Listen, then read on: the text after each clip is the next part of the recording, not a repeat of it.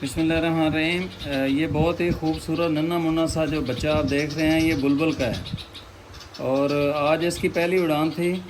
तो ये आज मेरे घर के अंदर पौधों के दरमियान में चहलकदमी कर रहा था और इसके जो वालिदैन हैं वो दाएं बाएं इसके ऊपर पहरा दे रहे हैं।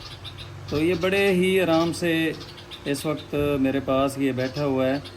तो हमारे जो मैंने अपने हाथों से पौधा लगाया था, पिछले साल भी उसके ऊपर बुलबुल ने बच्चे दिए थे और जो हमने घोंसले लगाए हुए हैं उसके ऊपर चिड़िया हर साल बच्चे दे रही है।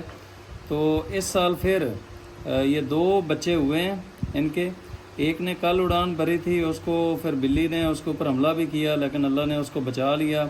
तो रात को हमने उसको संभाला और दूसरा ये बच्चा जो है इसने अभी सुबह उड़ान भरी है। तो ये जो हमारे पौधे हैं, इन पौधों के अंदर इसकी ये पनाहगाह है एक तरह से, और ये बिल्कुल डर नहीं रहा है।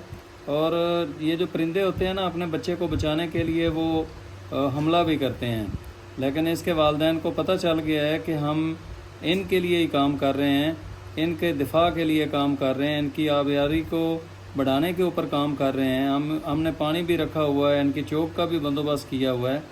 तो ये बिल्कुल अब मानूस हो गए हैं और बिल्कुल वो डरते नहीं हैं। तो ये नन्हा मुन्ना सा बहुत ही खूबसूरत बुलबुल का बच्चा है।